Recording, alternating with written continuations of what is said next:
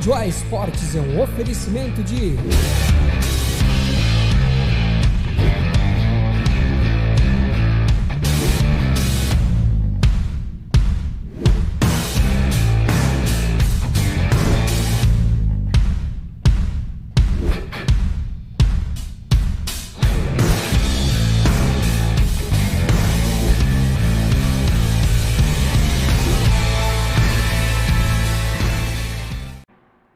Muito boa noite, galera que acompanha o Estúdio A Esportes. Estamos aí de novo, eu e meu amigo Gustavo, para mais uma edição do Estúdio A Esportes, aqui direto dos estúdios da SATV. Que coisa linda, né, Gustavo? Temos que acostumar. Boa noite, galera. SATV. SATV nessa A Web TV de Itapiranga e região. É isso aí, cara. E hoje, novamente, vamos aí falar um pouquinho da nossa dupla Grenal. Vamos falar lá do Grêmio classificando com o pé nas costas lá do... Como é que era o nome do time mesmo? Ayacucho, ou Yakult, como preferir. Depois aí mais uma vitória e um empate aí no Gauchão. O Internacional aí que ganhou ganhou de 1-0 aí, né, no final de semana. Foi no final de semana? Foi no domingo. No domingo, ganhou de 1-0. Vamos falar então também um pouquinho da Chapecoense. Saúde! Vamos falar então um pouquinho da Chapecoense. Vamos falar então um pouquinho também. Temos uma itapiranguense na seleção brasileira, Gustavo. Isso aí, Maiara Nils foi convocada para a seleção brasileira de futebol feminino sub-20. Ela que esteve em campo no sábado à noite, na final do Brasileirão sub-18, né, que o Inter acabou ganhando no tempo normal de 4-1, o jogo da volta, tinha perdido 2-1.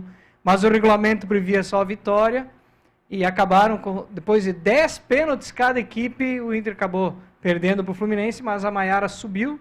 Isso, né, e foi convocada. Depois vamos falar um pouquinho mais. Exatamente. Já falei quase tudo, mas vamos falar um pouquinho mais. Exatamente. E claro, lá no segundo bloco, vamos ter o nosso convidado de hoje, o Rubens Schneiders aí, que é um excelente atleta, um excelente tenista hoje em dia, mas que já foi jogador de handebol, Gustavo. Jogador de handebol lá em São Paulo. Quase chegou na seleção brasileira também, mas depois a gente vai contar essas histórias aí. O Rubens vai contar todos esses. Como foi que ele chegou lá em São Paulo para jogar esse handebol aí? E falou do boleiro também? Ah, esse hoje é um boleiro especial. Galera que está assistindo, principalmente os meus amigos do Vetera, da JBS aí, hoje vale a pena assistir o boleiro. Não percam, porque o boleiro de hoje está especial. Além disso... É o último, né? É o último confronto. Além disso, definimos os classificados. Definimos os classificados, é o último confronto e o último fechou com chave de ouro. Ou não. Chave de ouro, eu acho. Show de bola, então. E para você que ainda não curtiu a nossa página no Facebook, vai lá, aproveite, curte e compartilha. SATV, tanto lá no Facebook quanto nos canais do YouTube. Do YouTube. E no Instagram também. E você que já curtiu o nosso canal, que nos acompanha no Face, também vá lá, aproveita, vá no YouTube, se inscreve no nosso canal. É importante para o canal que vocês também participem, se inscrevam lá no YouTube, tá, galera? Vamos lá no YouTube também. Isso aí, clica lá no sininho e receba sempre as notificações aí quando tem novidades no nosso canal. Então, como sempre, ou como nos últimos programas, vamos chamar então o nosso amigo de fé, irmão, camarada. O Atim, o Fefer. Eu nem sei se o pessoal de casa escutou ou não, né? Nós aqui escutamos. E eu falei saúde aí no meio do programa. Seja bem-vindo, Fefer, novamente aí ao Estúdio A Esportes. Obrigado. Boa noite a todos os ouvintes e os assistidores aí do programa SATV. Boa noite aos comentaristas, apresentador. Ao convidado Rubens. Boa noite. E aí, Fefer, foi tranquilão aí o teu time classificando na Libertadores, é?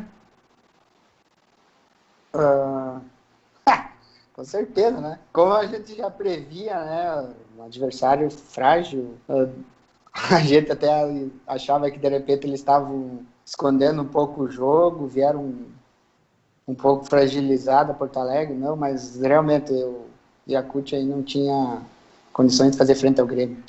Foi uma vitória O Gustavo. Foi uma vitória fácil, tranquila nos 2 jogos aí, então não tem muito o que falar, né? E o Grêmio mostrou a superioridade técnica que fez valer isso dentro de campo. E o próximo adversário já é um pouquinho mais encrespadinho, hein?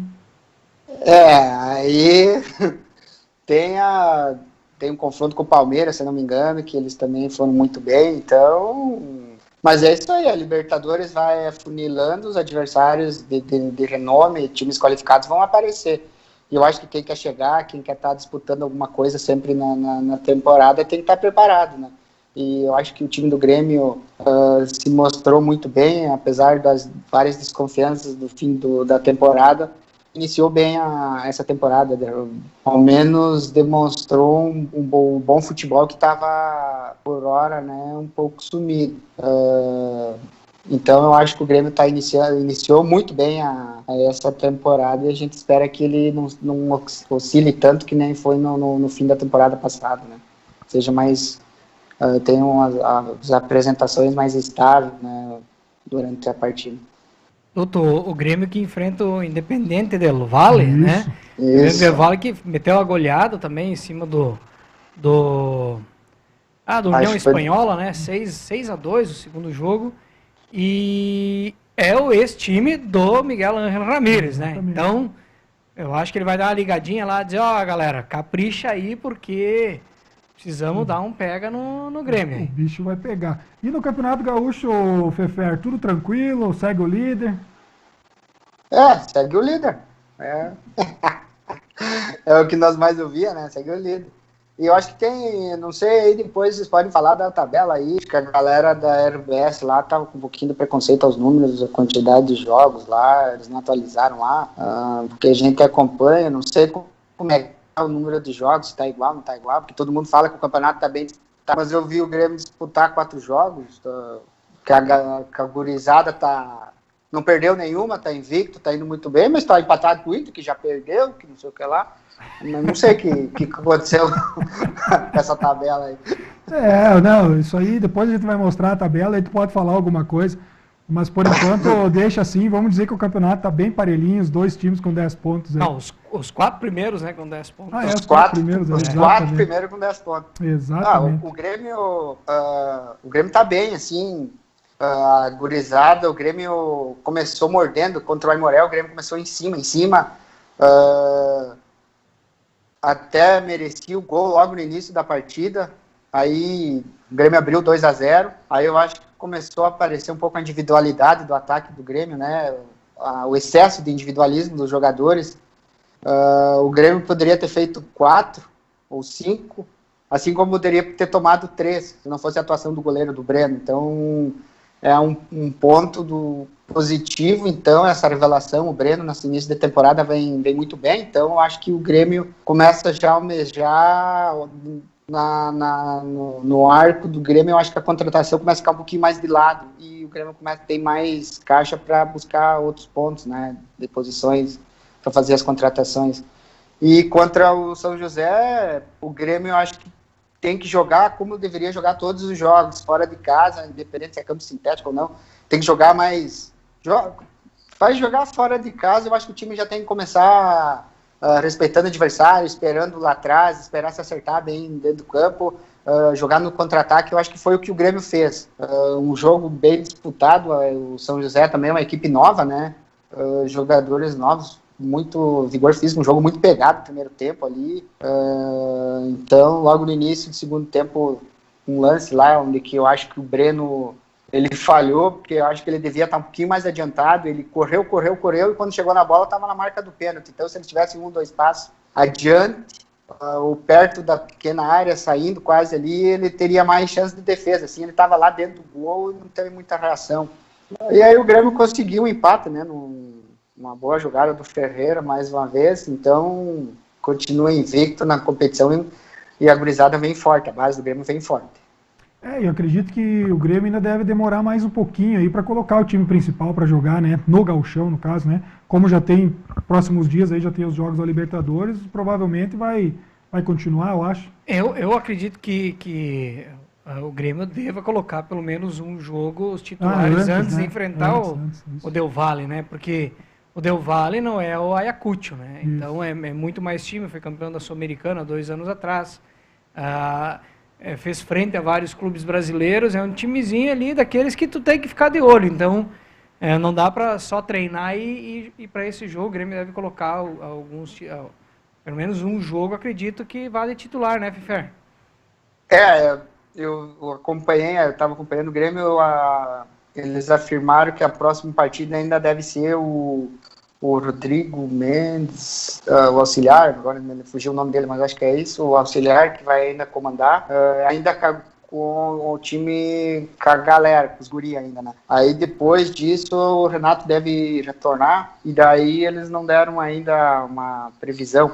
Mas como você falou, Gustavo, acreditamos que o Grêmio deve fazer, deve jogar, né? Porque treinar é treino, jogo é jogo. Então, como você disse, independente ali, o Del Valle não é o Ayacucho. Então, o Grêmio acho que tem que se preparar sim e só treino também não adianta, né?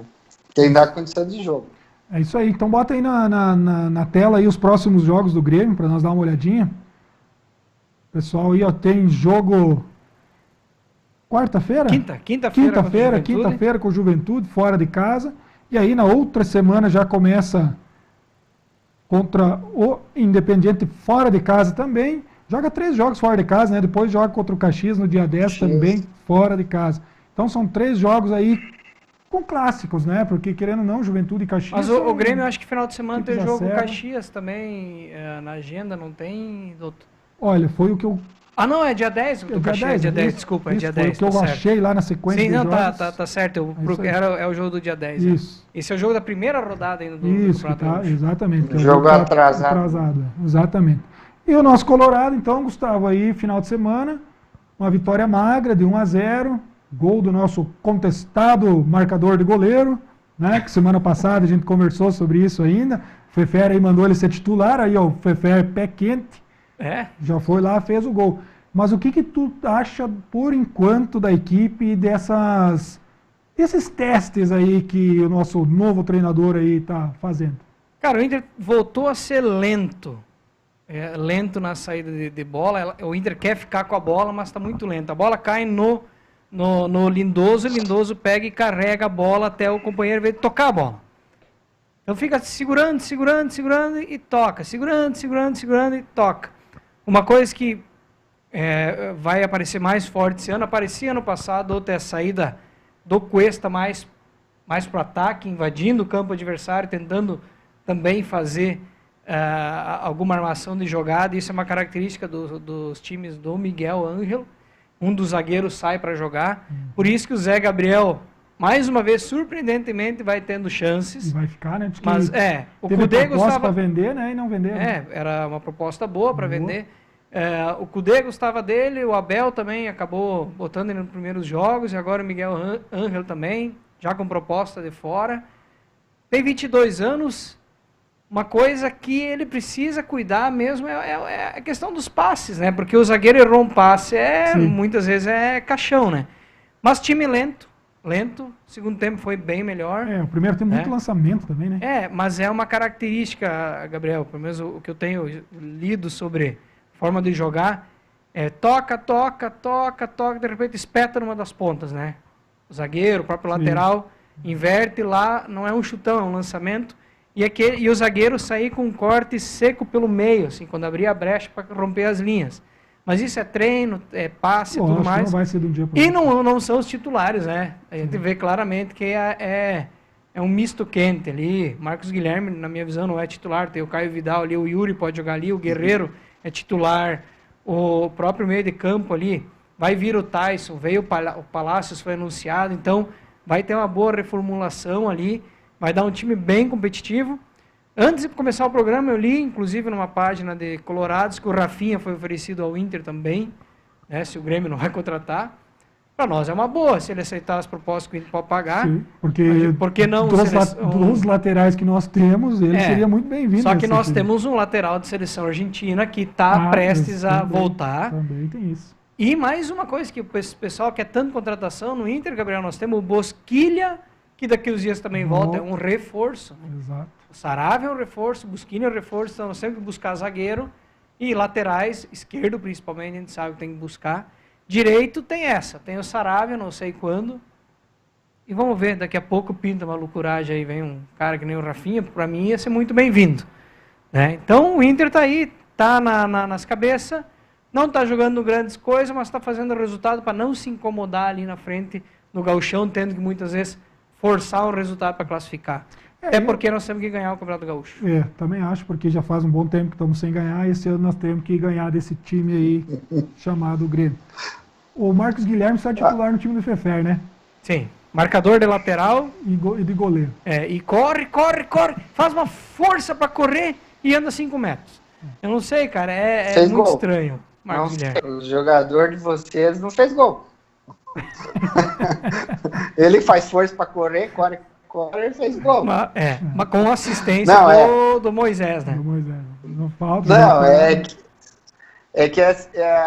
tudo depende do treinador, né? Se o treinador, por exemplo, for um jogador, jogar com o Marcos Guilherme e o time do Inter é um time que está pressionando, ele não vai nem aparecer pro jogo. Porque ele, como eu falei, ele corre muito bem com a bola, tem força física veloz. Agora, se o outro time lá do outro lado tá esperando, tá lá atrás fechadinho, o Marcos Guilherme vai ser correndo com a bola, vai bater numa parede. Então, ele não vai ter como produzir. Isso, mais ou menos como era o Everton, o Pedro Rocha.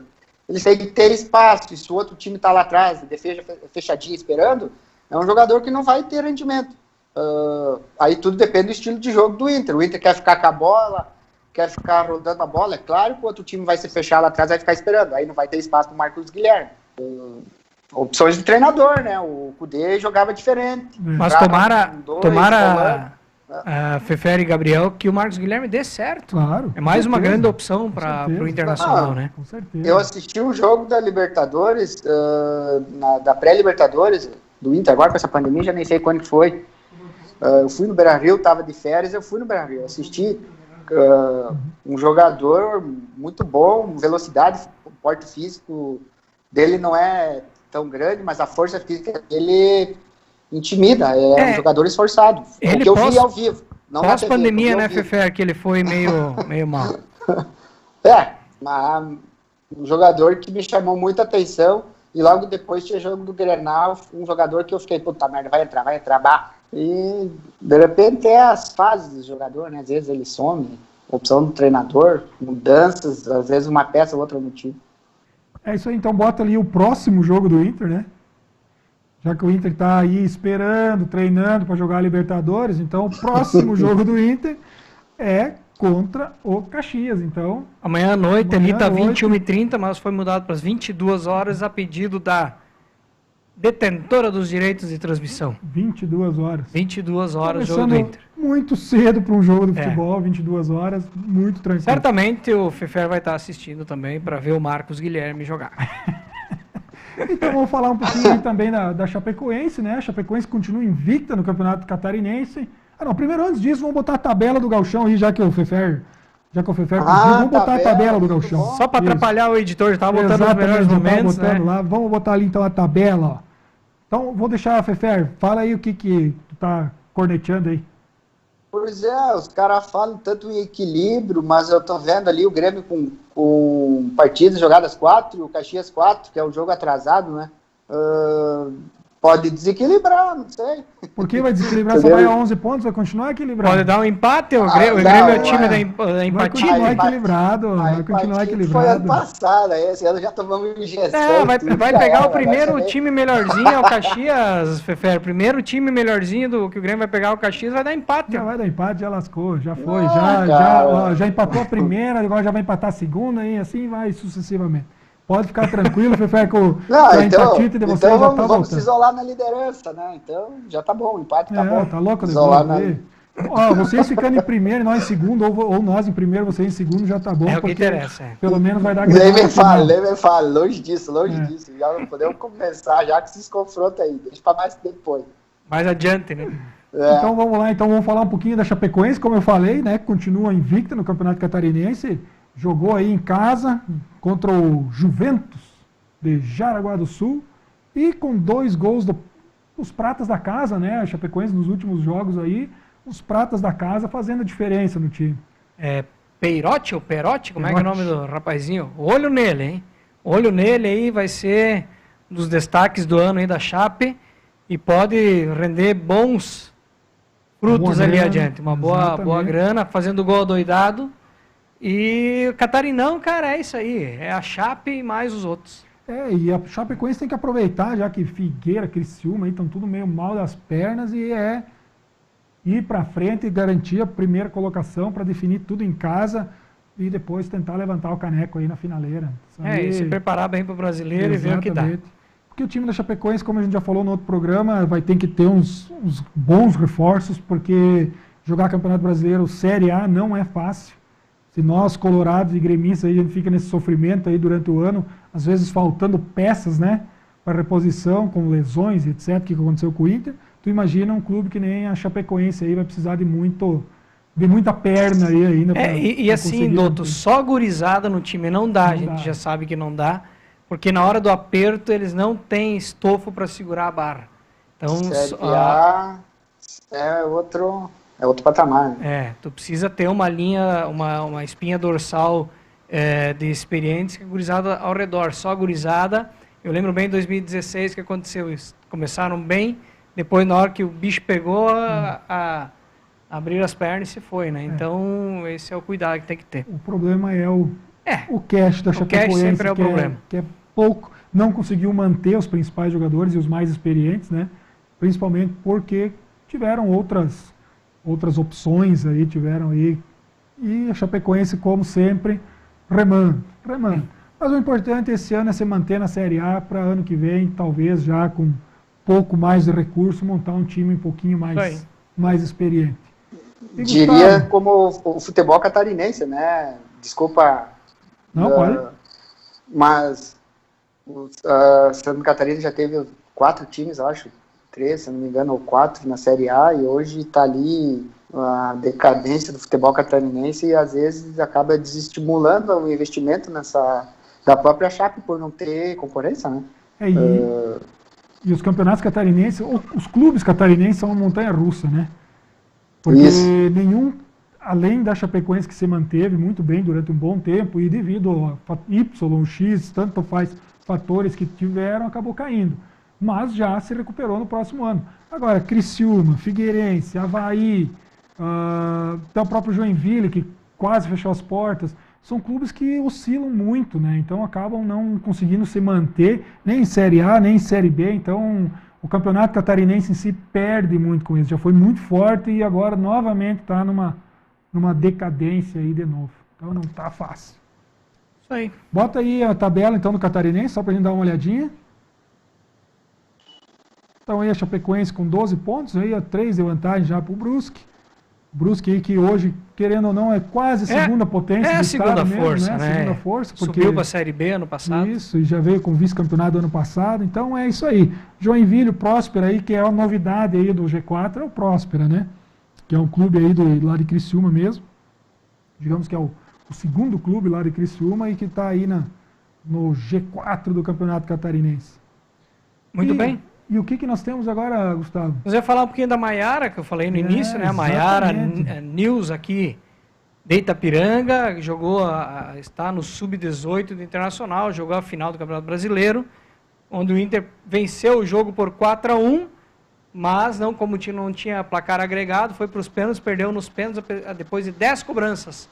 Só faltaram as goleiras baterem, mas a Maiara que está aqui na tela. Até que tem um banner do município parabenizando a Maiara. Ela foi convocada para a Seleção Brasileira Sub-20. E, ao mesmo tempo, essa semana também subiu pro profissional da Internacional. Então. Nós conversamos com a Maiara, né? O Gabriel conversou com ela, para ela estar ao vivo aqui no lugar do Feio do Fefera aqui. Tem uma atleta aí do Internacional. Mas aí, já profissional, já entra assessor de imprensa, entra uma série de caminhos que tem que se tomar oficialmente, né? Quem sabe no próximo programa vão ter uma palavrinha da Maiara aqui no programa. Já conversei com a assessoria de imprensa também do futebol feminino do Internacional, que já nos deixou caminhos já para possivelmente aí no próximo programa ela vai bater um papinho aí com nós, vai ter uma palavrinha aí, porque para nós itapiranguenses sempre é um orgulho em termos aí atletas indiferente de clube, indiferente de modalidade, mas se destacando nacionalmente, e tanto faz no sul, no catarinense, enfim, sendo itapiranguense, se destacando, estamos no lucro. Não posso deixar de mandar um abraço lá, Maiara de São Lugero, pro pessoal lá de São Lugero, toda a galera deve estar olhando lá. Maiara deve ter acompanhado nos treinamentos lá, porque tá jogando muito bem, então... Aprendeu com o técnico prefere, isso aí. Ela deu uma coisa que eu gostaria de deixar bem claro é mandar um abraço pros pais da Maiara, né? Porque, vamos e convenhamos, ainda não é fácil, né, liberar o seu filho para ir jogar futebol ou para ir fora, morar fora. E eles, né, são do interior de Itapiranga e liberaram aí, a Maiara já jogava aí em outros clubes, né? Jogou em Concórdia, jogou em Chapecó, mas, cara, é fantástico. Parabéns para eles por... O pai da Maiara foi bastante batalhador nessa parte também. Eu lembro quando eu era cônsul do Inter, ele já veio comentar comigo que a menina jogava bola, que isso, aquilo. Ele também correu bastante atrás de que o negócio acontecesse, e está aí, né? O resultado está aí. Em rede nacional, a filha dele jogando, ganhando elogios do... Quem é que era o comentarista do jogo do sábado ainda? Pedrinho, não? Não, era o Pedrinho, era o Caio Ribeiro? Caio Ribeiro, né? Ela deu 2 assistências, tomou o pênalti, foi puxado no pênalti, quer dizer, um dos destaques da partida. Para nós é um orgulho, claro, né? Com certeza, com certeza. Então, e que sirva aí de exemplo para os outros pais de atletas aí que tem às vezes um pouquinho de medo, receio, qualquer coisa lá, né? Conversa com o pai da Maiara e deixa seu filho aí seguir adiante aí essa vida aí. E doutor, certamente a Maiara ia fazer bem melhor no goleiro aí, né? Hoje para encerrar a primeira fase do boleiro, cara, nós temos um desafio. Vamos deixar a galera olhar, né? Não vamos comentar muito, vamos deixar a galera olhar. Aí depois desse 8º confronto, daí a gente comenta. Vamos deixar o Fefera aí também para comentar um pouquinho depois. Porque é só assistindo mesmo para ver esse 8º confronto do primeiro desafio Boleiros de Itapiranga. Bota lá, André. Roda aí. E vamos curtir essa.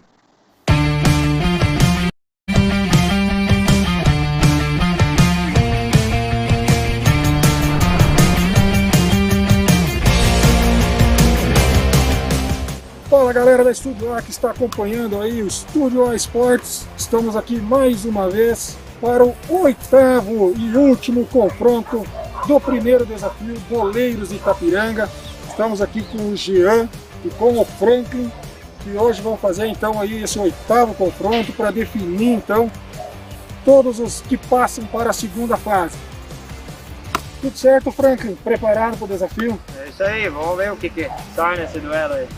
Isso aí, Jean. Preparado? Treinou um pouquinho, não? Não dá tempo, estava isolado. Estava isolado, deu uma recuperada aí já, pelo menos, ou não? Deu uma recuperada, show de bola. Lembrando a galera então, que o vencedor do desafio Boleiro de Itapiranga vai levar essa bola aqui da Adidas, um oferecimento da Tipo Calçados Esportes. Vai receber também uma camisa da escolha, pode ser do seu time de coração ou qualquer outro time. Um oferecimento da Lupo, lá do Kurt Jung. Vai receber também um troféuzinho para deixar lá de lembrança. E agora, junto com vocês, a KNN, que vai também dar para o vencedor uma bolsa de estudos de 3 meses, 100%, durante 3 meses. E para o segundo e para o terceiro colocado, 2 bolsas aí do 50% do valor. Certo, galera? Estou aí com o bonezinho da KNN para ajudar aí também no merchan. E vamos lá para o próximo desafio, o último dessa primeira fase.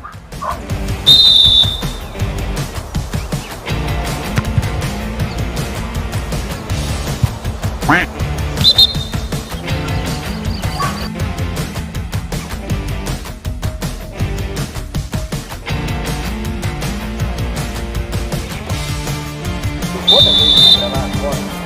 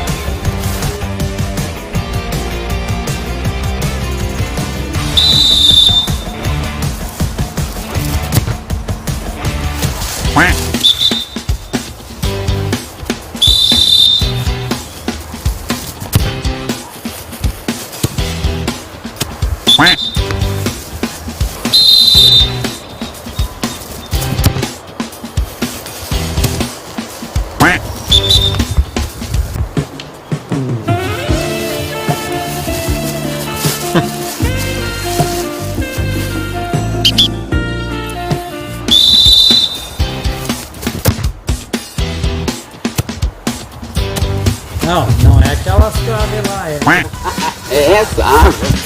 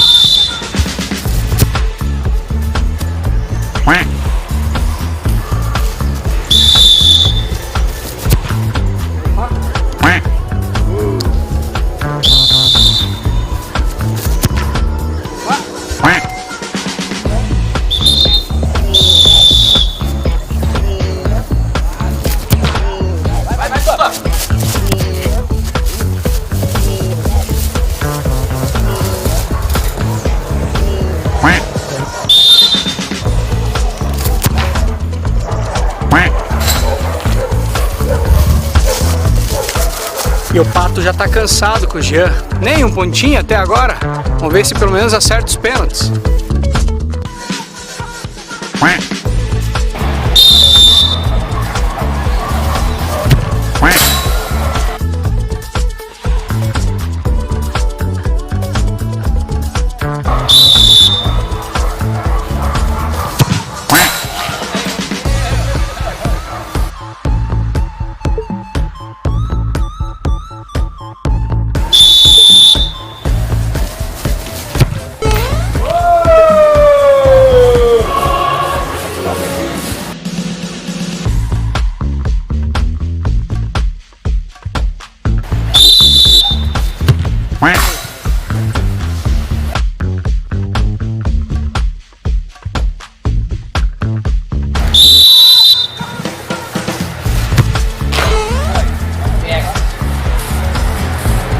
É o último pênalti.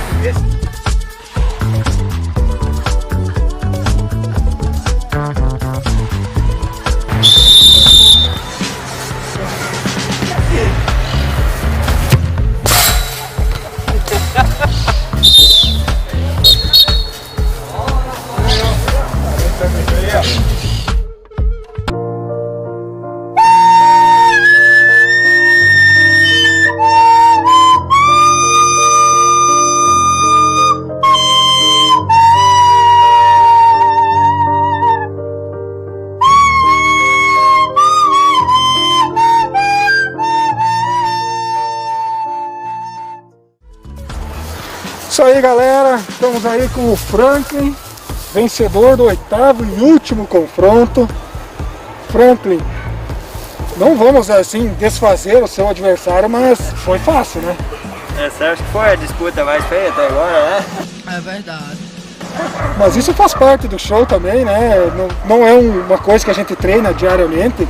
Então, mas o importante é que classificou para a próxima fase. Interessante a brincadeira, vocês também. Vamos lá, vamos ver quem é o próximo agora. Isso aí, aproveita lá em Conceição, treina um pouquinho, porque os que classificaram aí são fera. Se der um tempinho, vamos lá. Isso aí, galera, isso aí. Esse foi o Franklin, vencedor do 8º e último confronto. Então agora a gente tem definido os adversários, então, na próxima fase que a gente vai passar para vocês.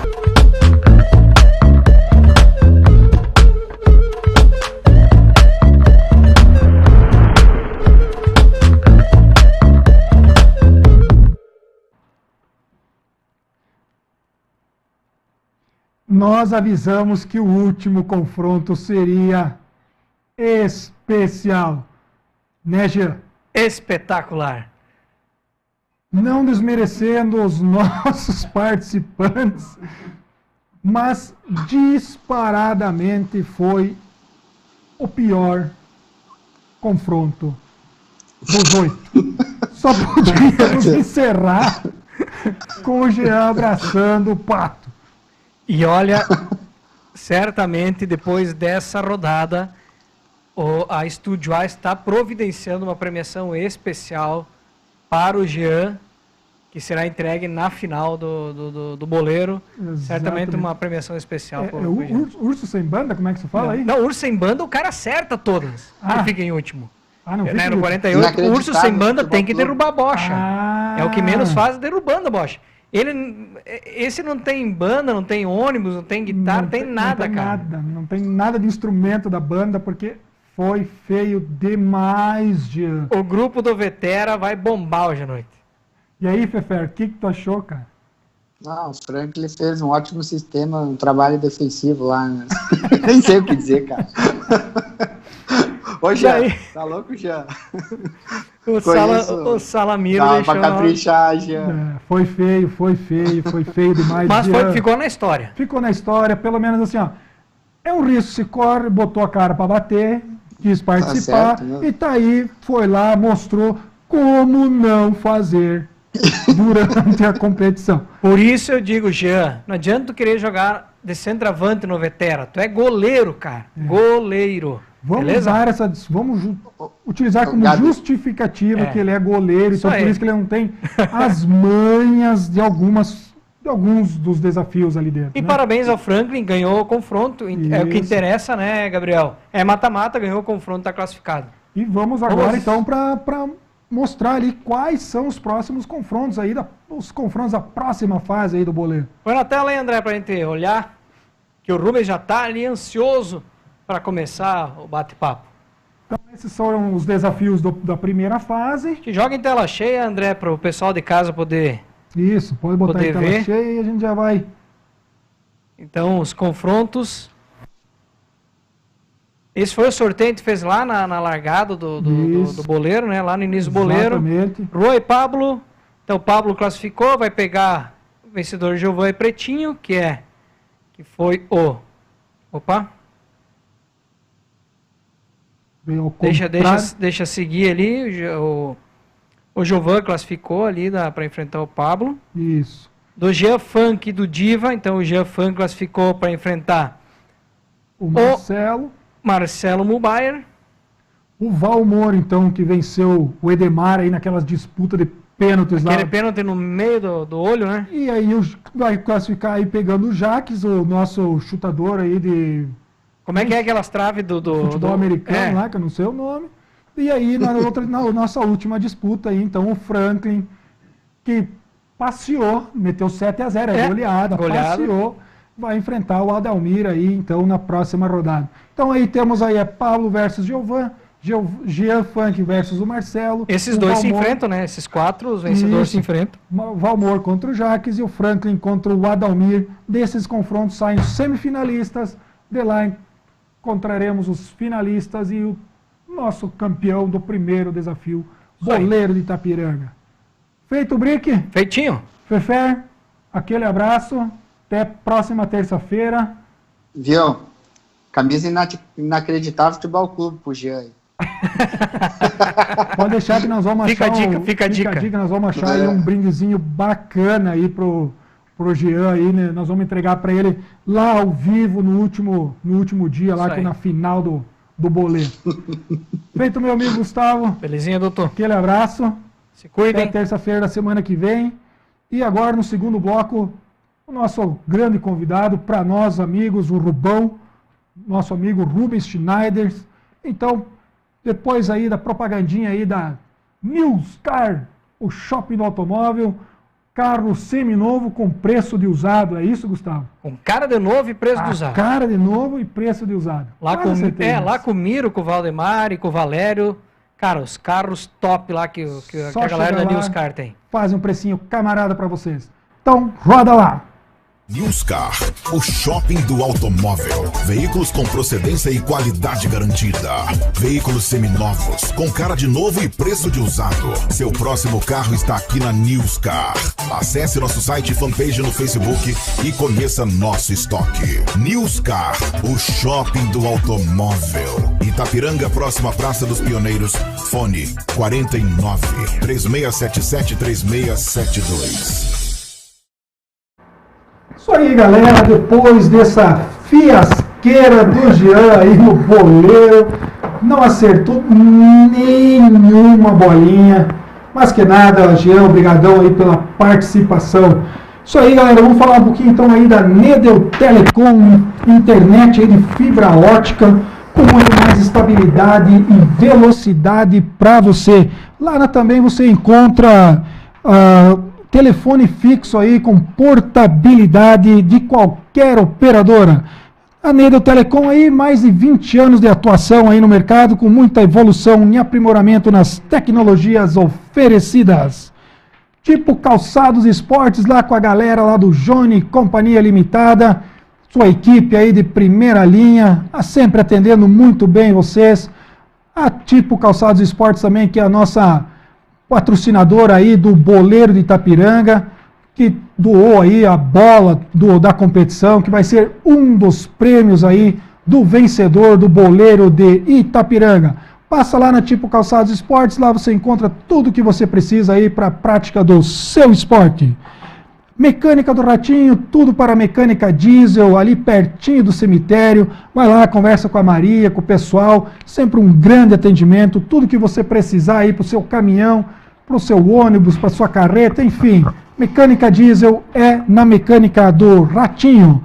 E Sirimar Centro Automotivo, mecânica em geral, peças, acessórios, troca de óleo. Deu qualquer problema a sua injeção, passa lá, eles botam um scanner e já descobrem na hora qual é o problema do seu carro. Sirimar Centro Automotivo. É isso aí, galera. Então vamos bater um papo hoje com o meu amigo aí, Rubens Schneider. Depois de muita negociação, depois de fechar o contrato, né, com valores estratosféricos, brincadeiras à parte, Rubens, seja muito bem-vindo ao Estúdio A Esportes e hoje vamos conversar um pouquinho aí, vamos contar um pouquinho da tua história, a tua trajetória no esporte aí. Eu que agradeço a oportunidade, Gabriel. O Gustavo já tinha me convidado algumas vezes, mas por outros compromissos acabamos adiando, mas hoje deu certo. Vamos conversar um pouquinho com vocês aí, contar um pouquinho da história, a minha história, pequena história dentro do esporte. Rubão, posso chamar de Rubão, claro, né? Porque claro. É o costume aí, né? O Rubão. Eu preciso ver o tamanho da criança, aí vocês vão saber por que a gente chama ele de Rubão.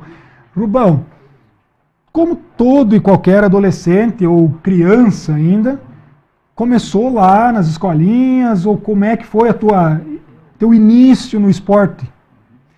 Como você comentou, a nossa região aqui, o esporte geralmente começa dentro da escola. Para mim não foi diferente, foi na escola estadual, aqui na cidade vizinha de Porã.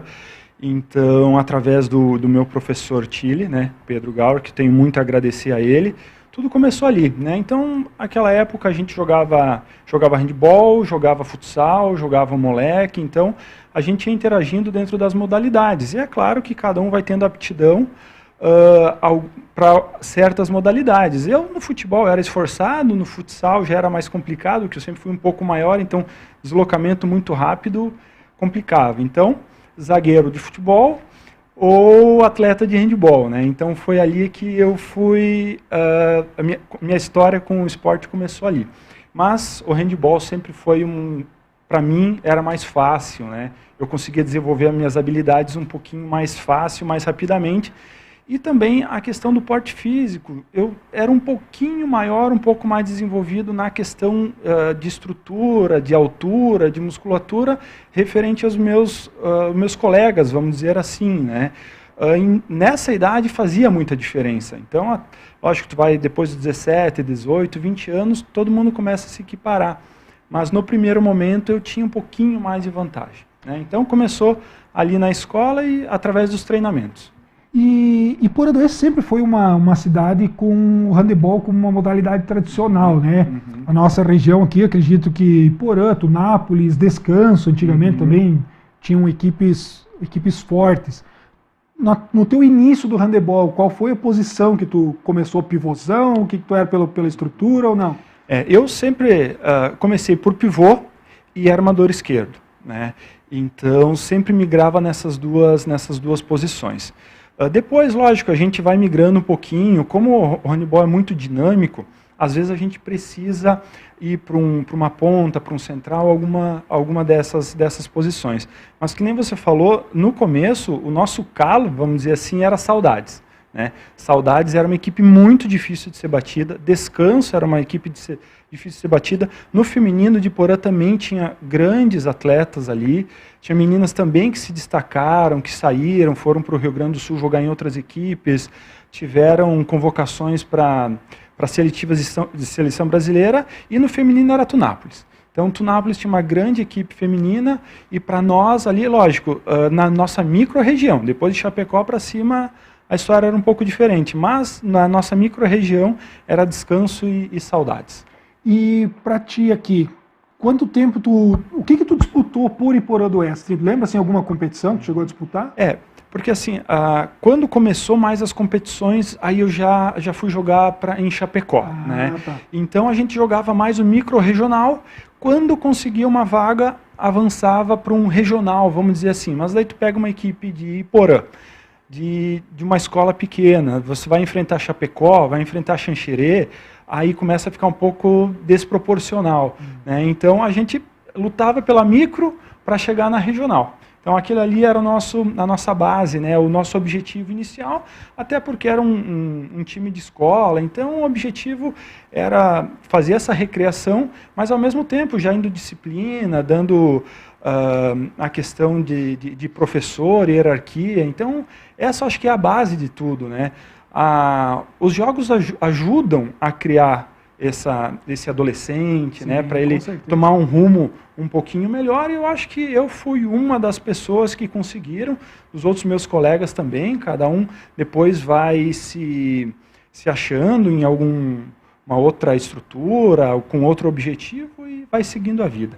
Rubens, você com 14 anos recebeu o convite para ir jogar em Chapecó. Isso aí. Como é que foi essa situação aí? Como que os caras chegaram, vou pegar o Rubens e vamos trazer para jogar aqui conosco? A situação foi a seguinte, a gente jogava esse micro-regional, né, e o árbitro era o técnico de Chapecó. Né? Então, chegou no momento que ele fez um convite para mim e para o meu primo, ao mesmo momento, acho que até um facilitador, né, meu primo Cleiton, hoje ele mora em Tunápolis, para a gente ir para Chapecó jogar. Só que o Cleiton é 2 anos mais velho, então ele numa categoria, eu em outra categoria. E a gente conseguiu os dois, a gente foi morar em Chapecó, e uma negociação, né? A principal questão era a escola. Então, assim, o ponto determinante é que a gente ganhava. A escola ganhava bolsa integral no Colégio Exponencial em Chapecó. Então, como o Cláudio, que era o técnico, ele era professor da escola, ele fazia intermediação e conseguiu a bolsa para a gente, e nossos pais deixaram, acho que por esse motivo. Não, pelo menos está indo para uma escola boa, uma escola que naquele momento, meus pais não teriam condições de pagar, né? Uma escola particular, que é de um nível bom. Então foi um meio com que ele conseguiu levar eu e o meu primo de Porã para jogar em Chapecó. Isso com 14 anos, né? Daí eu permaneci na equipe lá durante 2 anos. E assim, uma curiosidade que a gente acabou de falar ali da Maiara, que os pais acabaram deixando, né? Como que os teus pais reagiram? Porque assim, cara, primeira coisa que a gente pensa hoje é futebol, né? O futebol vai tornar o cara rico, blá blá blá, né? Como que os teus pais reagiram assim, pô, meu filho vai jogar handebol? não desmerecendo a modalidade, muito pelo contrário, mas é uma modalidade que não é grande, vamos jogar assim, no Brasil. Não tem grandes patrocínios, visibilidade, hora de na TV. Europa, pode ser até que seja maior que o futebol. Mas no Brasil, aqui na nossa região, não é uma modalidade assim tão forte. Como é que foi a reação deles ali? Tu acha que realmente o colégio é o ponto, então vamos deixar ali? Eu acho que a chave foi ali a questão da escola mesmo, né? Então, como já tinha outras pessoas conhecidas que estudavam na escola, que eram de Porã, mas não tinham nada, não estavam ligadas ao esporte. Ela apenas se deslocava a Chapecó para estudar.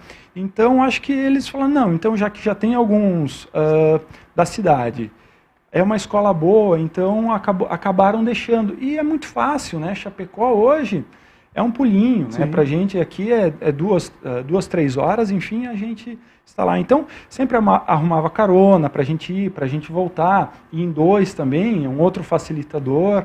Então, eu acho que foram esses 2 pontos chaves, por ser 2, né, próximos, e a questão da escola, eles liberaram para ir, mas sempre estava em casa, né? Cada 7, 14 dias acabava voltando para Iporã.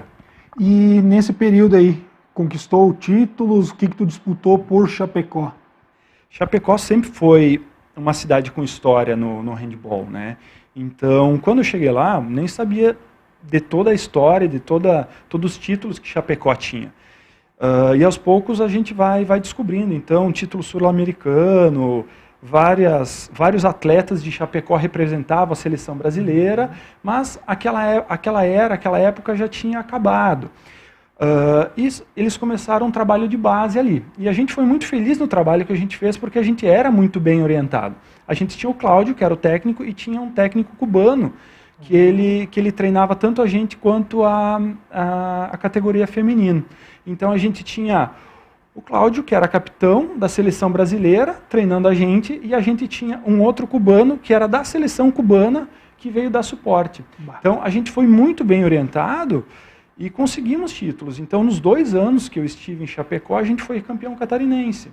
Então fomos em uma categoria e depois acabaram... Eu era titular na categoria menor, né? E também era reserva e jogava na categoria acima também. E uma dessas medalhas que tu tem aqui é desses anos já aí? Sim. Tem essas 2 medalhas, que é de primeiro lugar na categoria, de 2000 e 2001. Então foram 2 títulos estaduais, né? Passando por toda aquela história que eu falei de micro-regional, regional e na fase estadual, né? Aí, lógico, que nem eu falei antes que as equipes de saudade e descanso eram difíceis para Iporã. Quando tu chega em Chapecó, aí muda para Itajaí, Blumenau e Florianópolis.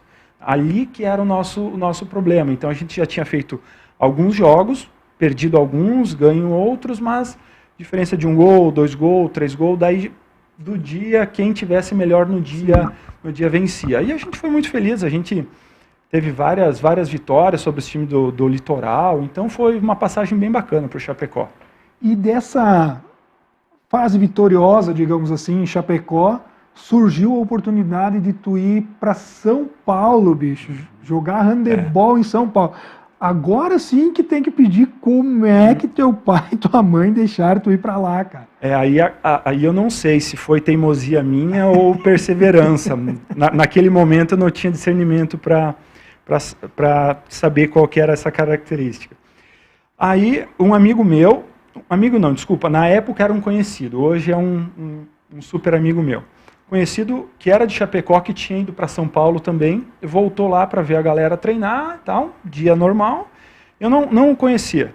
Aí chegando em São Paulo, o treinador falou, eu preciso de um cara assim, assim, assado. Daí ele lembrou, não, eu vi um lá em Chapecó nas minhas férias. E nisso ele me ligou. Falou, vem aqui fazer um teste pra gente e tal, eu te mando o dinheiro da passagem, tudo. Aí liguei para casa e falei, mãe, assim, não, mas o que você vai fazer em São Paulo? Não vai. Mãe, né, vamos lá ver o que dá. Ele já mandou o dinheiro da passagem mesmo, né? Então, compra daí de volta e se não der, depois a gente vê. Só que daí, 16 anos, né? Eu tinha ido mal e mal a Chapecó, né? Aqui do interior. Daí peguei o ônibus de Iporã, naquela época eu voltei para Iporã, né? Só no final de semana.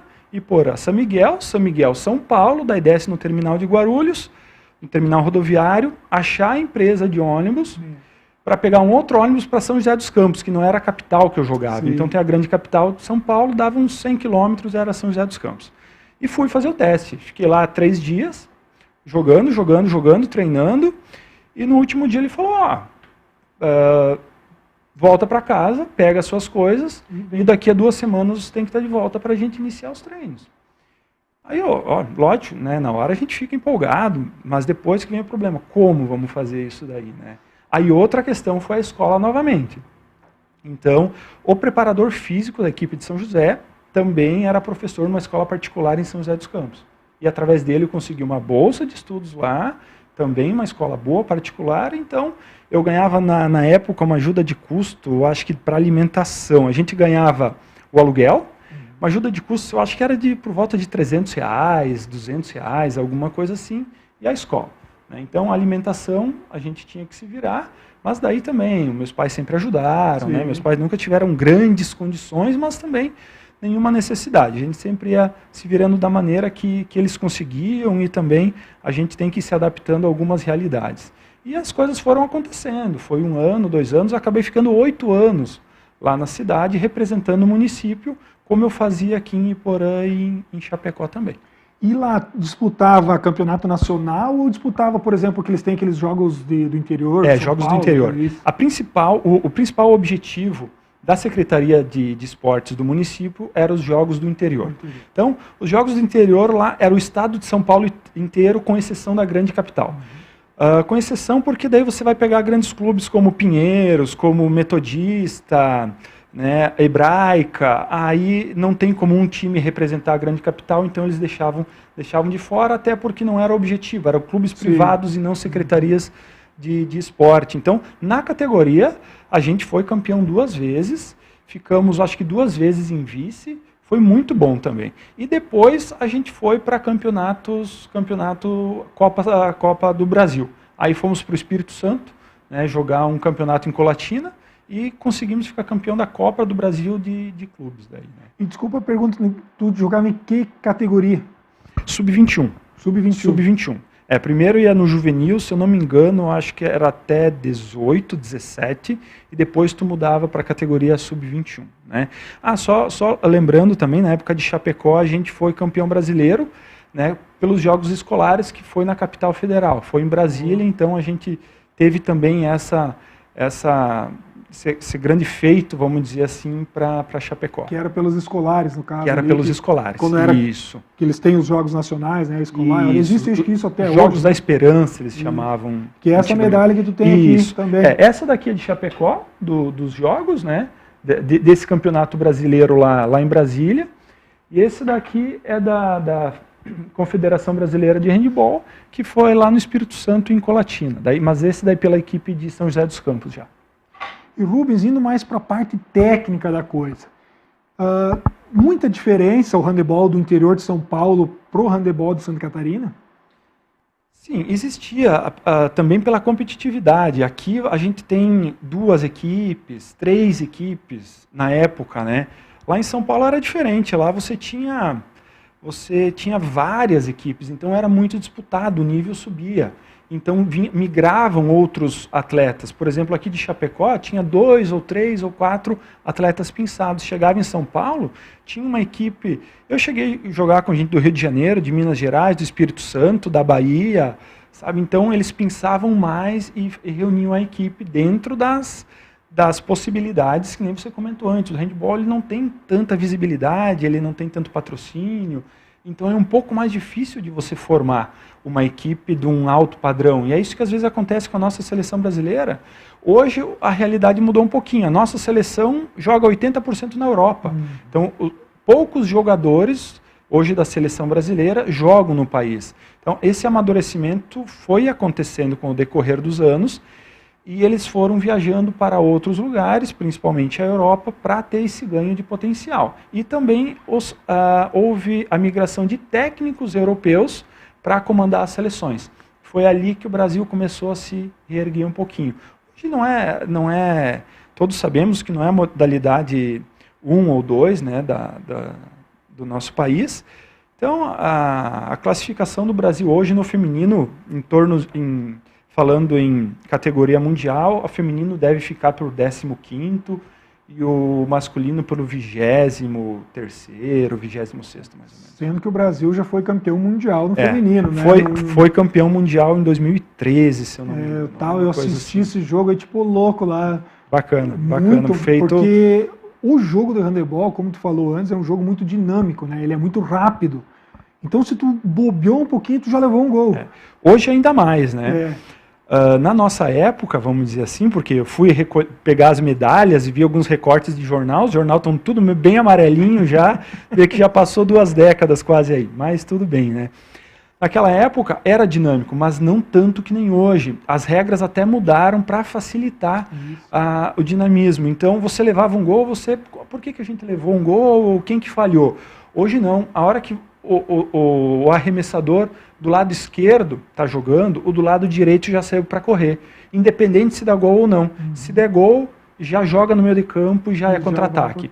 Por isso que tem essa troca muito dinâmica de jogadores titulares e reservas também. Defesa e ataque. Defesa e ataque, até porque está numa intensidade tão alta e os jogadores de handebol eles têm uma estatura e um peso um pouco mais elevado. Então, está falando de jogadores de 2 metros, 1,95 m, 2,5 m, pesando 100 quilos. Sim, né? os caras fortes, né? De músculo, então é muito dinâmico. 30 minutos com o relógio parado, né? Quando a bola sai ou acontece alguma eventualidade.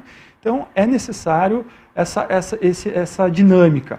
Então na equipe de handebol você tem um time titular, mas você depende muito de todos os atletas. E isso faz com que você aprenda também no teu dia a dia a questão da convivência social, a dependência do próximo, né, de um amigo, de um vizinho, de um parente. Então, eu acho que o esporte é isso, né? No fundo, poucos vão viver do handebol, ou poucos vão viver do futebol. Com certeza. Só que você leva essa base, e essa base é importante hoje para a criação, para a educação, né, para o convívio social. Hoje em dia as coisas estão um pouquinho mais individualizadas e o esporte te ajuda a ter uma noção assim nesse sentido social também. E o que eu acho interessante do handebol é que você tem um tempo X para efetuar o arremesso, né? Sim. Porque senão eles te dão, como é que se chama mesmo? É falta, é passivo. Isso, né? Jogo passivo, exato. Jogo passivo quando falta agressividade, ou você pode ficar 3 segundos com a bola na mão. Isso. Então, se você está com a bola, os teus companheiros precisam se deslocar. Então, ou você vai para o ataque, ou você arremessa, você tem que agir, tem que ter uma tomada de decisão, e por isso o treinamento é muito importante, porque às vezes você sabe que a pessoa vai estar lá.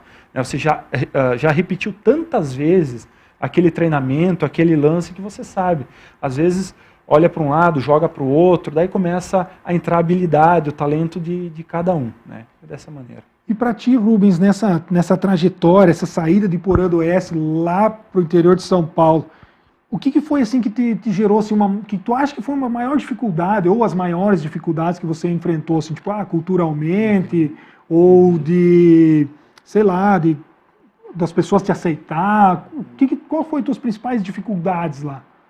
A dificuldade, assim, voltar para casa era uma vez por ano daí só. Né? Não tinha, até pela questão de deslocamento, eram 24 horas dentro de um ônibus praticamente, 3 baldeações, enfim. Né?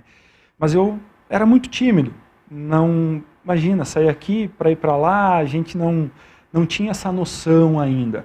Então mais o convívio social, mas mais no começo, lá é diferente. É diferente, culturalmente é diferente, as pessoas ao vivo é assim.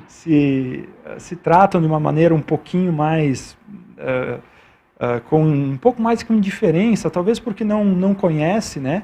Mas foi tudo bem, eu tento me adaptar às situações, porque eu chegando lá, as situações não vão se adaptar a mim.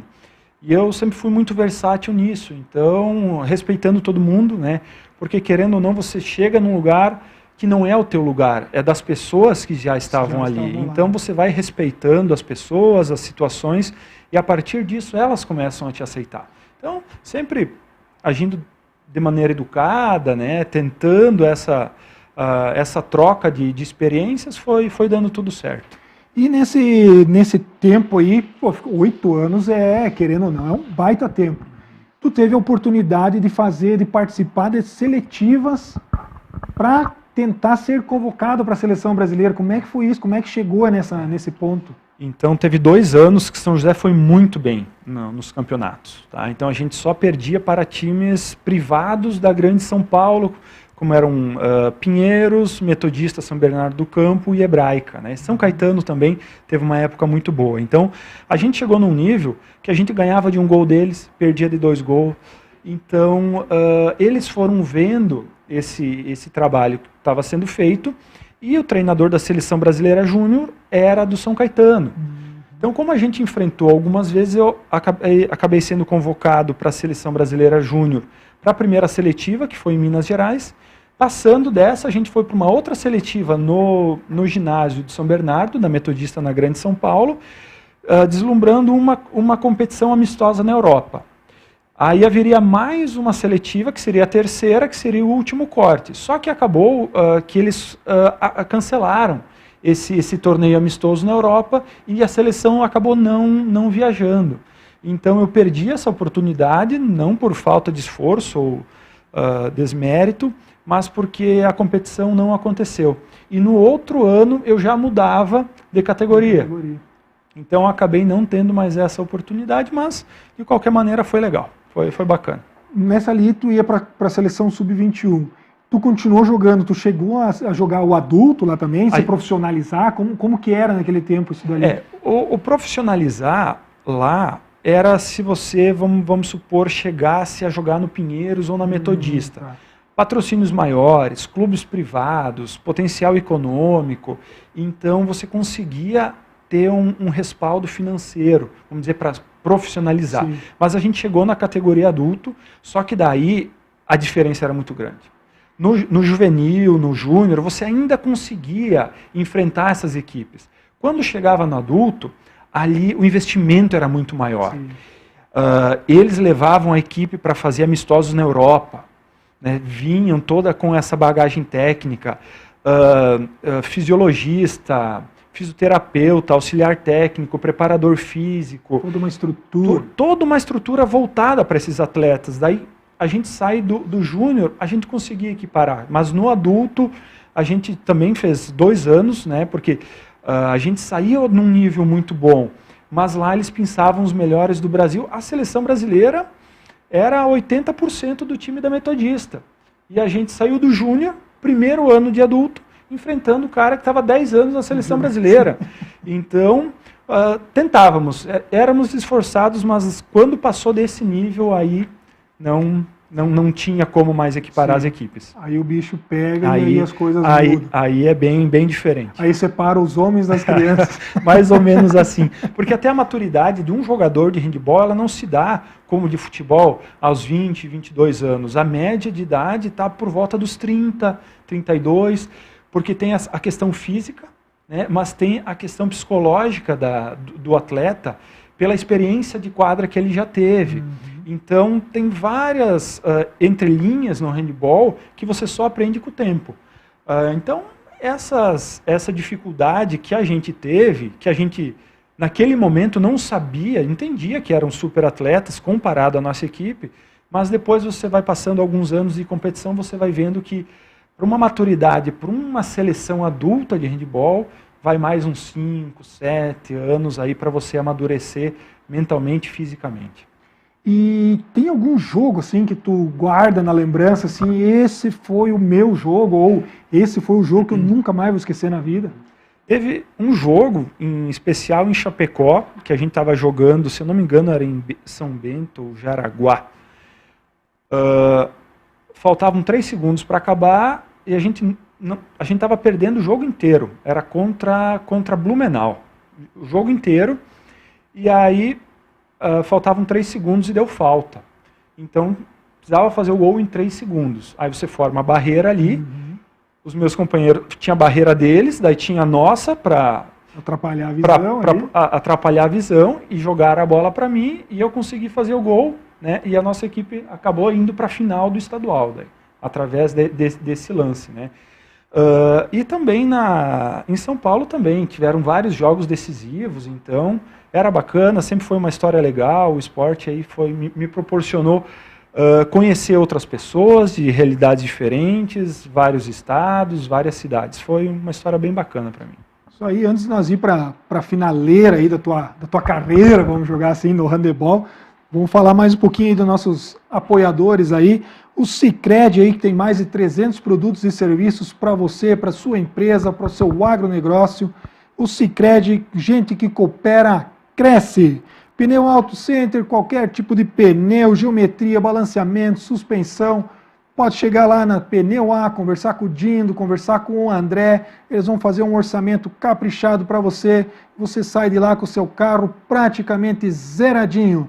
A Pneu A aí, daqui a uns dias aí já com novo endereço, na sua próxima aí, vai estar aí pertinho aí na entrada da cidade, com sua loja novinha em folha. E a Lasberg Cervejaria, a Lasberg aí que teve mais uma cerveja premiada no Festival Nacional da Cerveja lá em Blumenau, conquistou aí a medalha de bronze, parabéns aí a Lasberg também, que completou 5 anos de história aqui na nossa cidade, uma cervejaria da nossa terra, uma cervejaria do berço nacional da Oktoberfest. Então, a Lasberg, cerveja com história e com muita história dentro desses pequenos 5 anos de vida. Isso aí, Rubens.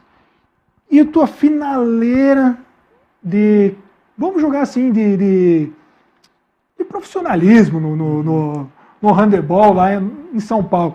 Como que aconteceu aquela, digamos assim, chega, ou o que deu porque tu desistiu, ou tu acha que realmente agora acabou a minha vez? É que lá em São José, aí eu logo entrei na faculdade, né? Eu fiz o terceirão lá e em seguida, no ano seguinte, prestei vestibular e acabei entrando na faculdade de odonto.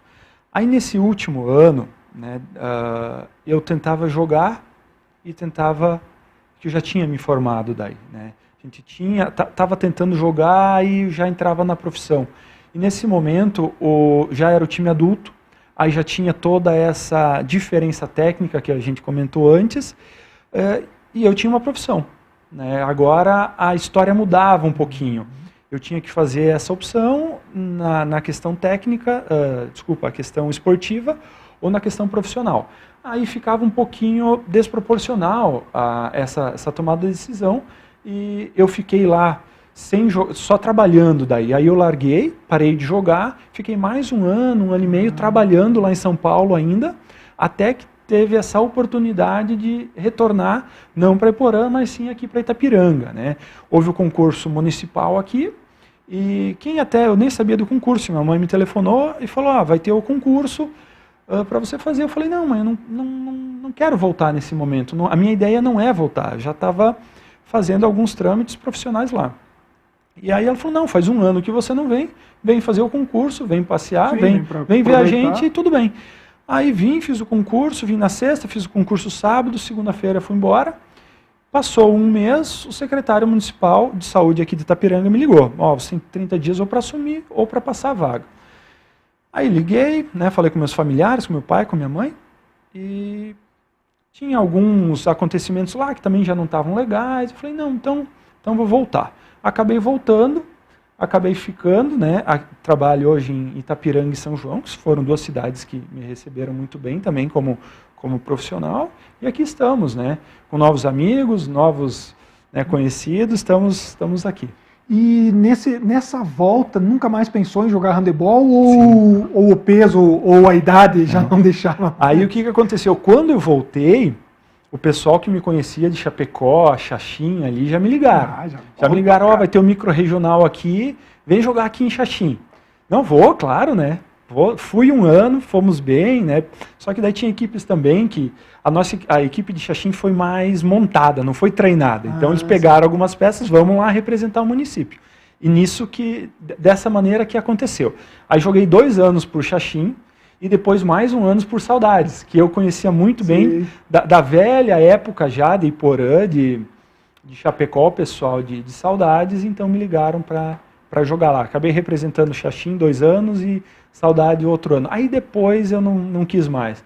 Até porque eu via que o meu preparo físico para aquele esporte já não dava, porque é contato direto e é muito grande, então acabava se machucando, ou se você vai até jogar com pessoas que não têm muita noção, elas sem querer acabam te machucando, fazendo algum movimento que não pode, lesão de ombro, mão, aí já começa a influenciar no meu profissional, que daí não tenho, né? Eu já tinha feito essa opção, então essa recriação foi ficando um pouquinho mais de lado. Sim. Hoje acompanho de uma maneira mais afastada o esporte, né? Porque não, que nem a gente falou antes, não tem tanta visibilidade, como teve os jogos agora pré-olímpico da seleção brasileira. O Brasil classificou, né? aí, Classificou para as Olimpíadas agora, no sufoco, mas classificou.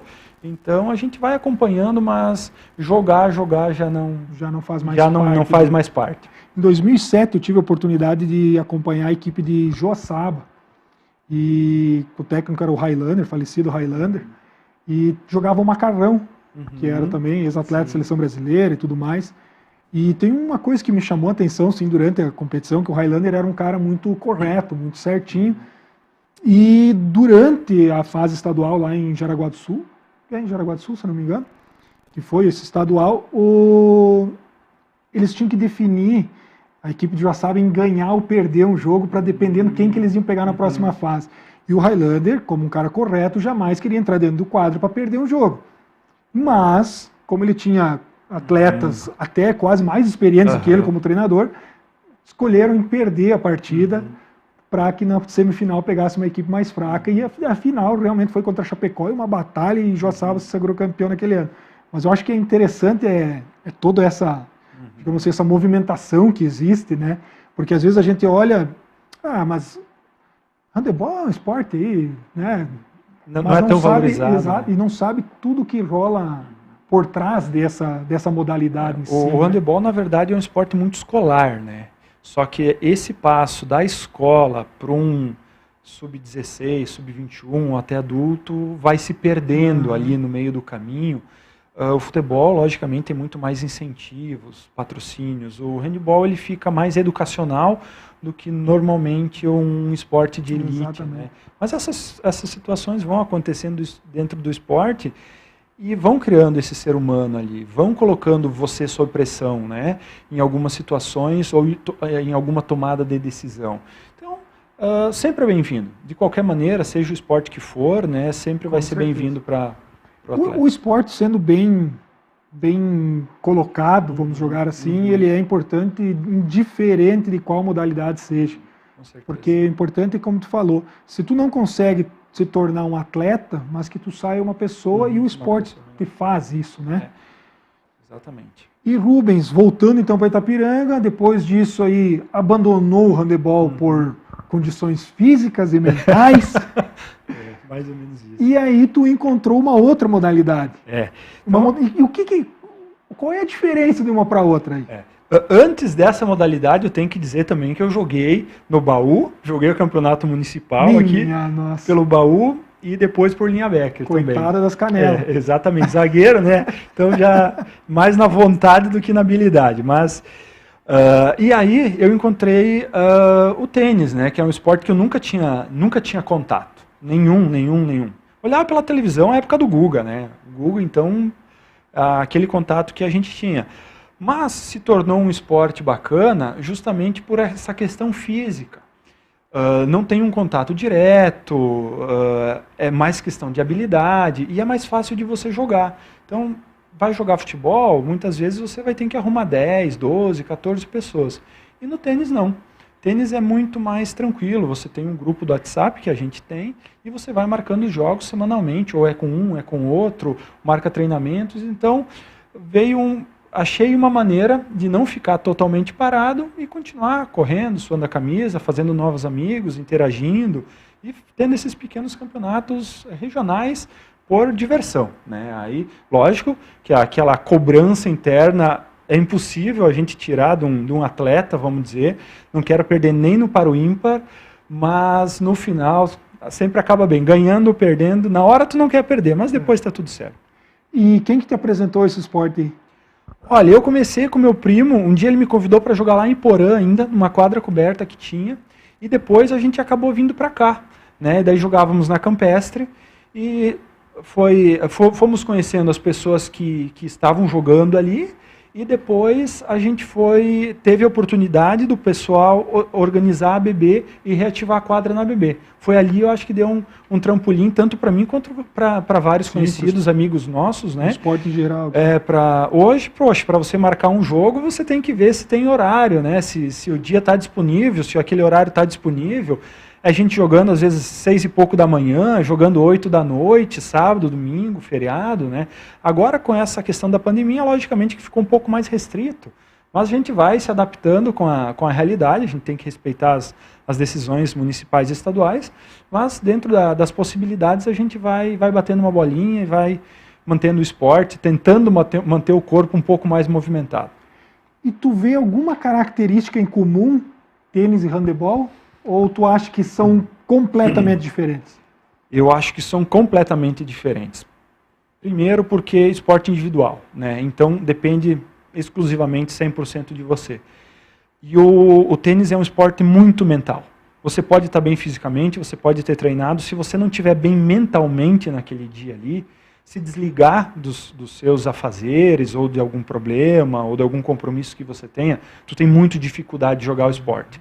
No handball, você pode entrar, você pode sair, tomar uma água, o jogo vai rolando, tudo vai acontecendo, fica 10 minutos sentado, consegue ter uma visão externa do problema ou da situação que está acontecendo. Tu tem uma orientação de um técnico, que no tênis você não pode conversar com o atleta dentro de quadra, mesmo no profissional, né? Então, as decisões são todas tuas, a todo momento, sem descanso. Então, cada bola é ponto, se você não faz, o teu adversário ganha aquele ponto. Então, para mim, essa adaptação é difícil. Eu sou um cara mais impulsivo, um cara mais explosivo. Então, você se concentrar a todo momento, toda bola, para mim é muito difícil. Mas é um novo aprendizado, né? A gente vai se adaptando e isso vai aprendendo essas novas situações. Então, para mim é um pouquinho difícil nesse aspecto. O que vamos dizer, converge é a questão do brio, da vontade, do empenho técnico dessa situação. Então, você quer ganhar, você tem aquele brio interno de querer fazer o teu melhor. Muitas vezes a gente tem bons jogadores aqui em Itapiranga, então saem bons jogos, só que o nosso nível ainda é muito inferior. Tem dia que a gente joga muito bem, tem dia a gente não consegue manter um nível, mas aí que tá a graça. A gente vai lá, perde um jogo, dá risada, corneta um pouco o outro, ou depois outro dia o outro te corneta e tá. E é isso, né? Acho que o esporte hoje para mim é isso aí. E o que o handebol trouxe para tua vida e o que o tênis trouxe para tua vida? O handebol me trouxe oportunidade, né? Então, como a gente era de Porã, do interior, sem muitas condições, ele me abriu portas. Ele me abriu portas, mas a gente teve que correr, teve que pedalar. Não é que abriu portas e tudo aconteceu. Então, foram várias dificuldades durante esses anos aí. Então, o handebol me deu a oportunidade de ajuda a ter uma profissão, a ajudar na faculdade, né? Apesar que eu não ganhava bolsa na faculdade. Daí quem teve que pagar todo era meu pai, mas eu ganhava um pouquinho de dinheiro, eu ganhava hospedagem, ganhava alimentação, né? Então, claro, já reduz um monte. Já reduz bastante. Então, 50% eu já me mantia lá. Era só o boleto da faculdade, o restante já conseguia me manter. E o tênis é outra característica. Ali é mais a questão da concentração e paciência, né? Então é dessa maneira que eu vejo o tênis como me auxilia, além da questão física, a tentar você ficar um pouco mais contido, a lidar com pressões onde não tem ninguém para te ajudar, certas situações que você tem que ter essas tomadas de decisão e arcar com a consequência, tanto com o privilégio quanto com o erro, vamos dizer assim. É isso aí. Conheço muito bem essa parte do erro, principalmente. Isso aí. Porque eu também jogo tênis, né? Jogamos aí, né? Gustavo também é outro atleta aí do tênis. E o tênis também é uma coisa que a gente alavancou agora nos últimos tempos. E foi muito bem-vindo, eu acho, para nós. Sim. Nós que estamos chegando aí numa idadezinha já um pouquinho mais avançada, né? E assim, é um esforço de grupo. Apesar de ser um esporte individual, é um esforço de grupo. Tanto para ativar a quadra da BB, que foi ativada, para esses campeonatos internos que a gente faz. Então, aproximar pessoas que talvez em outras situações não teriam contatos, né? Então, novas amizades, eu acho que está bem bacana. E até para quem quiser, né? Deixamos o convite em aberto para quem quiser iniciar. Tínhamos aula ano passado, aulas individuais, mas devido à pandemia não teve sequência, mas quem sabe daqui a um tempo a gente volte aí. E é um esporte bacana, acho que Itapiranga está indo bem, estamos indo bem, tentando alavancar o esporte aqui no município. Esperamos que essa pandemia aí passe logo, porque não só o tênis, mas qualquer outra modalidade aí sofre também com isso, não só as modalidades esportivas, mas todas as pessoas sofrem com isso também. E espero que daqui a pouquinho essa pandemia aí passe e a gente possa voltar aí a ter os nossos treinos e a tudo mais aí voltar ao normal, que é o que a gente mais quer. Rubens, para a gente fechar, o que você falaria hoje para aquele menino ali da escola, para aquele cara que está começando a vida no esporte? Qual é a dica que tu daria para ele? Eu acho que não só no esporte, mas em qualquer situação, é você tentar absorver tudo que aquela situação pode lhe trazer. Então, seja um companheirismo de um colega de classe, de um colega de jogo, né? Seja a questão de hierarquia de um professor hoje, porque é uma situação também complicada. Vejo alguns profissionais tentando mobilizar, mas a questão do respeito à pessoa que está ali na frente, né? Eu acho que é mais essa questão educacional, que é bem importante, e, por que não, se tornar um atleta profissional, que nem a atleta que vocês comentaram antes do futebol, da Maiara do futebol feminino, né? Então, não é para todo mundo, não vai acontecer para todo mundo, mas assim, como tudo na vida, trabalhe, faça o melhor com a situação que você tem, tá? Que as coisas vão evoluindo, seja no esporte, seja na vida profissional, na vida pessoal. Então, a gente tem algumas oportunidades que elas não passam toda hora, e você não vai acertar todas, mas assim, trabalhe da melhor maneira, se empenhe da melhor maneira com a situação que se apresenta no momento. E as coisas aos poucos vão acontecendo. Isso aí, Rubens. Antes da gente fechar também, eu tenho que falar da Relojaria e Ótica Confiança. Tudo que você precisa em óculos de graus, joias, óculos de sol. A gente também precisa fazer uma cópia de chave, só passar lá na Relojaria e Ótica Confiança, bem no centrão de Itapiranga. Rubens, muito obrigado por aceitar esse convite aí, de vir aí conversar um pouquinho e expor essa tua trajetória dentro do esporte, que eu acredito que é uma trajetória bem rica, porque, como eu comentei contigo antes do programa, não é assim, desculpa nós revelar a idade, mas há 20 anos atrás... Sim, 20 anos. Você sair do interior, ou sair, né, numa cidade interiorana, como Iporã do Oeste, que é uma cidade pequena, e ir para São Paulo, jogar handebol, cara, sinceramente eu fico até admirado numa situação dessas, porque, cara, é bacana, assim, é uma coisa que dificilmente garanto que aconteceria com qualquer outra pessoa. Então, parabéns pela tua coragem de sair, né, e ir para lá e cara, e batalhar pelo aquilo que tu gostava de fazer mesmo. E mais uma vez, obrigado por aceitar o convite. Eu que agradeço, Gabriel, por esse bate-papo aí, pela oportunidade, né? Mas é isso que a gente havia comentado, a gente precisa lutar pelas coisas. Ninguém vai fazer por nós. Então a gente precisa correr atrás, traçar um objetivo. Não quer dizer que no meio do caminho a gente não vai mudar de planos, né? A vida é assim, a gente precisa ir contornando alguns obstáculos e algumas dificuldades, mas é a maneira que eu encontrei. Talvez não seja a maneira de todo mundo, né? Mas foi ali que eu vi algumas oportunidades, algumas maneiras de me erguer, né? E consegui abraçar, fui muito feliz em algumas decisões, em outras talvez nem tanto, mas tudo na vida é aprendizado. A gente hoje está com 35, né? Então faz 20, 21 anos atrás que as coisas começaram a tomar esse caminho. Hoje eu consigo ver com mais clareza.